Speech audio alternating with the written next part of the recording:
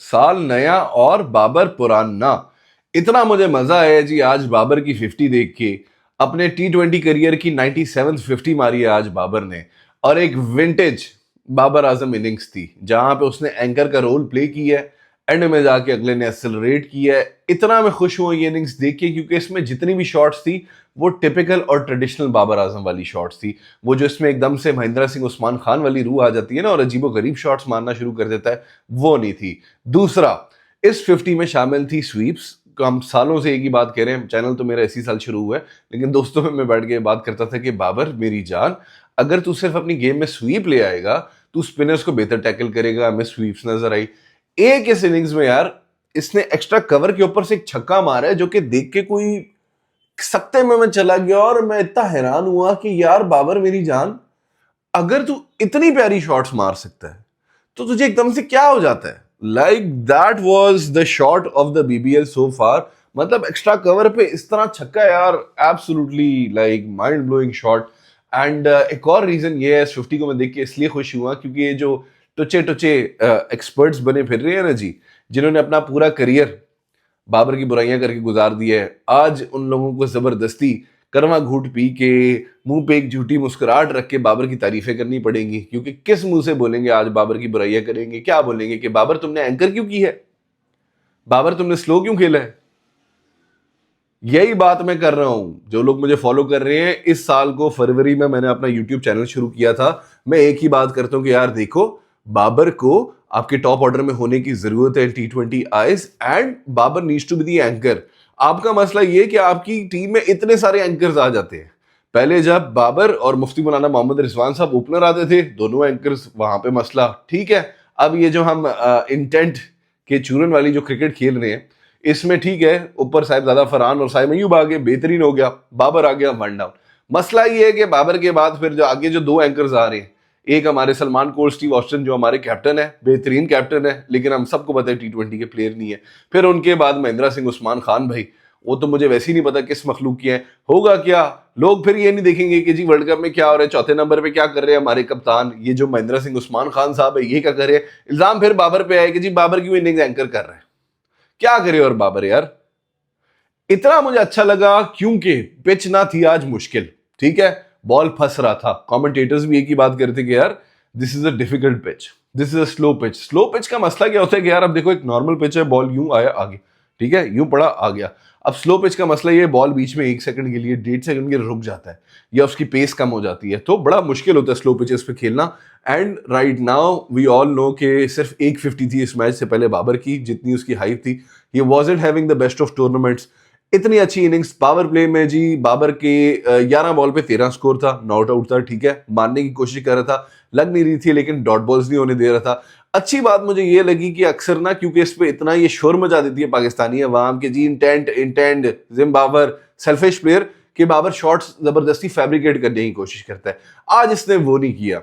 जिस टाइम पे बाबर ने एक्सेलरेट करना शुरू किया है ना, उस टाइम पे 27 बॉल पे बाबर के थे 26 रन, ठीक है। इन्होंने पावर सर्ज लिया। पावर सर्जिंग का रूल है कि बिग बैश में जी पावर प्ले होता है 5 ओवर्स का। फिर एंड से पहले पहले, मतलब 17वें या 18वें ओवर से पहले पहले आपने लेना है जी पावर सर्ज 2 ओवर का, वही पावर प्ले वाली फील्ड्स खुल जाएंगी। पहली 2 बॉल पे खूबसूरत शॉट्स मारी है बाबर ने और उसके बाद इसका बैट खुला है। वो मेरे ख्याल से पहली 2 शॉट्स थी प्रॉपर जो इसके बैट से मिडल हुई हैं। उसके बाद इसने जो यार शॉट्स खेली हैं, वो जो मैं कह रहा हूँ ना एक्स्ट्रा कवर के ऊपर छक्का, वो भी इसने खेला है। एंड में मैच विनिंग 58 फ्रॉम 46 बॉल्स, 126 के स्ट्राइक रेट के साथ, 4 चौके, 1 छक्का। और अगेन वही बात हुई, अगला एंकर कर रहा है, उसके इर्द गिर्द सब बिल्ड कर रहे हैं।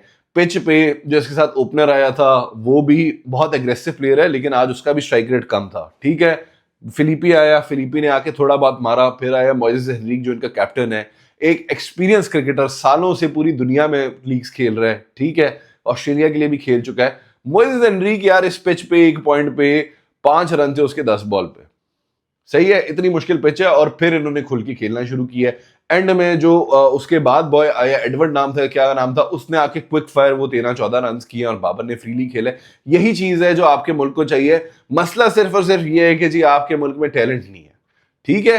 ये जो सारे आवाजें लगाते हैं कि जी बाबर जो क्रिकेट खेलता है वो T20 के लिए नहीं है और हमें इंटेंट वाली क्रिकेट खेलनी है। जब आपके पास ना आ जाए अभिषेक शर्मा जैसे कंसिस्टेंट परफॉर्मर, ठीक है, जब आपके पास आ जाए तिलक वर्मा जैसे कंसिस्टेंट परफॉर्मर, ठीक है, वो कूपर कॉनली ऑस्ट्रेलिया का बच्चा है, कितना कंसिस्टेंटली परफॉर्म कर रहा है, जब आपके पास ऐसा टैलेंट आ जाए ना जो कंसिस्टेंटली परफॉर्म कर रहा हो, फिर आप बोलिएगा बाबर को बाहर कर दे, मैं आपके साथ बोलूंगा कि हाँ ठीक है, अब आप बाबर को बाहर कर दे।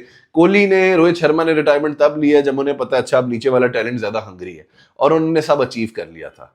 खिलाने आपने वो अंधों में काना राजा वाला हिसाब है, एक आपके पास काना राजा है, उसके ही आप पीछे पड़े हुए हो, क्यों? क्योंकि आपको पता है इसको गालियां देते रहेंगे, इसको बुरा भला कहते रहेंगे, तो दुनिया से भी व्यूज मिलते रहेंगे, जो सारे जलते हैं कि हमारे पास भी हमारा एक किंग है। ठीक है, आपके लिए आपका किंग, हमारे लिए हमारा किंग है, यार क्या बड़ी बात है इसमें, हैव सम टॉलरेंस, लेकिन टॉलरेंस ही तो नहीं है, और ये सब तमाशा चलता रहता है।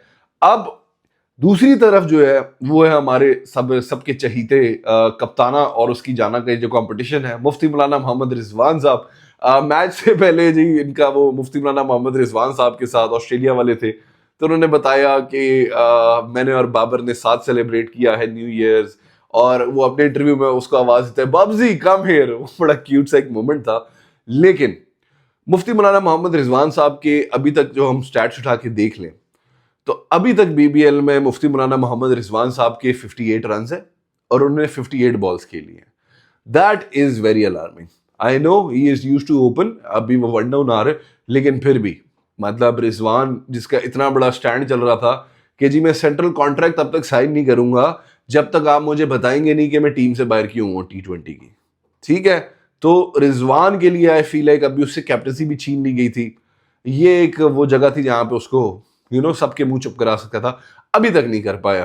वो हंसता खेलता आदमी है, आगे लेट्स सी क्या करता है। आज एक बहुत टाइट कैच पकड़ा रिजवान ने, बहुत ऊपर बॉल गई थी, घूम रही थी, कैच उसने टाइट पकड़ा, लेकिन again performance is very average. Babar की 250s हैं, अपार्ट फ्रॉम दैट मतलब अगेन वो इतना बाबर के लेवल का प्लेयर नहीं परफॉर्म नहीं कर रहा था, बट अल्हम्दुलिल्लाह 250s हो गई हैं, दोनों टाइट हुए, दोनों मैचेस जीत गए, तो that is very good for Sydney, ठीक है। अब ये जो हमारे प्रीमियम तरीन भाई इंजर होके अब घर वापस आ गए हैं, लेट्स सी वो भाई खेलते हैं वर्ल्ड कप या नहीं। अगर तो वो भाई नहीं खेलते तो मेरे हिसाब से अब्बास अफरीदी को दस्ती हमें टीम में घुसाना चाहिए, और कुछ ना कोई बहाना ढूंढ के अगर हम नसीम शाह को बाहर कर दें तो यार दिल मेरा खुश हो जाएगा कि नसीम शाह की जगह नहीं बनती, ठीक है। I would much rather play Mohammad Wasim junior over Naseem Shah भाई, ठीक है। I would much rather play Mohammad Akif over Naseem Shah भाई, क्योंकि नसीम शाह भाई की ना पेस है, ना नसीम भाई की फिटनेस है, ना नसीम शाह भाई मतलब फॉर्म में है, ठीक। या तो ये होता पुराना नसीम शाह जो आके 145 पे बॉल करता था, मैं बोलता हाँ यार नसीम को बैक करो। आपका जितना एक्सपीरियंस नसीम का ही है, ऑलमोस्ट उससे थोड़ा बहुत मतलब 18-20 मोहम्मद वसीम जूनियर का भी है। मुझे डर ये है कि ये लोग कहीं शाहीन अगर बाहर होता है तो उसकी जगह ये हलवा पूड़ी एक्सप्रेस को ना ले आए, क्योंकि अगर तो ये हलवा पूड़ी एक्सप्रेस को लिया है तो मैं आप लोगों को अभी से कह सकता हूं कि किसी मौजजे से अगर हम फाइनल तक पहुंच भी गए तो आपको गारंटी देता हूं कि ये जो रॉ के एजेंट है हारिश रऊफ, ये भाई हमें फिर हरा देंगे, ठीक है। तो लेट्स सी आगे क्या होता है। अभी तक तो भाई इस नए साल का आगाज बहुत बहुत बहुत टाइट हुआ है। Very fun to see this match. दूसरा मैच भी बड़े मजे का था, वहां पे मिच मार्श भाई ने सेंचुरी मार दी, बट ऑब्वियसली उसमें कोई पाकिस्तानी प्लेयर खेल नहीं रहा था तो मैंने वो कवर नहीं किया। यही आज की वीडियो यार। अगर आप नए हो चैनल पे तो सब्सक्राइब करो, नए हो पुराने हो डजंट रियली मैटर। वीडियो को लाइक करो, कमेंट करो, शेयर करो। Happy new year to you all. नया साल आप सबके लिए बहुत अच्छा रहे, मेरे लिए भी। एंड जब मिलते हैं हम अब अगली वीडियो में, अल्लाह हाफिज।